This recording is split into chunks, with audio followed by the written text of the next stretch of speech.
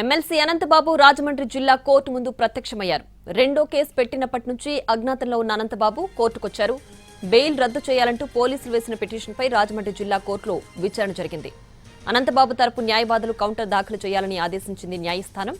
అనంతబాబుపై నమోదైన రెండో కేసులో చట్ట ప్రకారం చర్యలు ఉండాలని స్పష్టం చేసింది. రెండో ముద్దాయి ఎమ్మెల్సీ భార్య లక్ష్మీదుర్గను హౌస్ అరెస్ట్ చేయొద్దని పేర్కొంది. మరోవైపు సాక్షులను బెదిరించి ప్రలోభాలకు గురిచేశారని కాకినాడ సర్పవరం పోలీస్ స్టేషన్లో నమోదైన ఇంకో కేసులో అనంతబాబును అరెస్ట్ చేయడానికి పోలీసులు రంగం సిద్ధం చేశారు.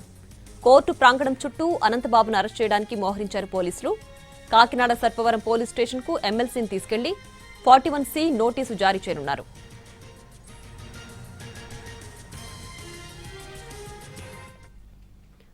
ఇదే అంశానికి సంబంధించి పూర్తి డీటెయిల్స్ మా ప్రతినిధి శ్రీనివాస్ ఫోన్ లైన్ అందిస్తారు. శ్రీనివాస్, ప్రియా, రాజమండ్రి జిల్లా కోర్టు వద్ద హైటెన్షన్ నెలకొన్నది. ఎమ్మెల్సీ అనంతబాబుని అరెస్ట్ చేయడానికి ఇక్కడ పోలీసులు రంగం సిద్ధం చేయడం జరిగింది. ఇక్కడ కోర్టు జిల్లా కోర్టు చుట్టూరు కూడా పోలీసులు ఆవరించి ఉన్నారు. అతను ఏ విషయంలోనైనా బయటకు వచ్చిన క్షణంలో ఆయన అరెస్ట్ చేసి కాకినాడ సర్పవరం పోలీస్ స్టేషన్ కు తీసుకుని వెళ్లే అవకాశం ఉన్నది. అయితే తూర్పుగోదావరి జిల్లాకు చెందిన ఎమ్మెల్సీ అనంతబాబు బెయిల్ రద్దు పిటిషన్ పై రాజమండ్రి జిల్లా కోర్టులో ఈవేళ విచారణ జరిగింది. అయితే ఇది విచారణ సంబంధించి పోలీసులు దాఖలు చేసిన పిటిషన్ పై అనంతబాబు తరపు న్యాయవాదులు కౌంటర్ దాఖలు చేయాలని చెప్పి కోర్టు వాయిదా వేయడం జరిగింది. అయితే ఈ వాయిదా ఎప్పటికనేది అంటే 28గా లేకపోతే 29గా వాయిదా వేస్తారనేది సాయంత్రం 4 గంటలకి చెప్తానని చెప్పి న్యాయమూర్తి చెప్పడం జరిగింది. అలాగే ఈ కేసులోని సంబంధించి అంటే అనంతబాబుపై నమోదైన రెండవ కేసులోని చట్టపరమైన చర్యలు తీసుకోవాలని కూడా కోర్టు సూచించడం జరిగింది. అలాగే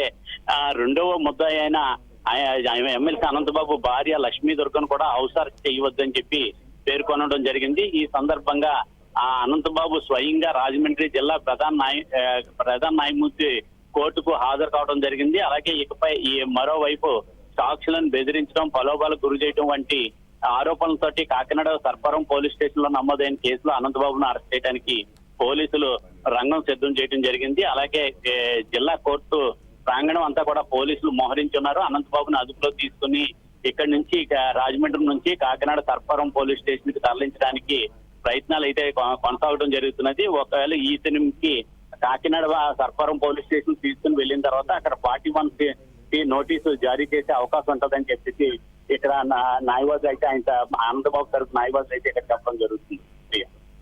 right Srinivas, thanks for the updates.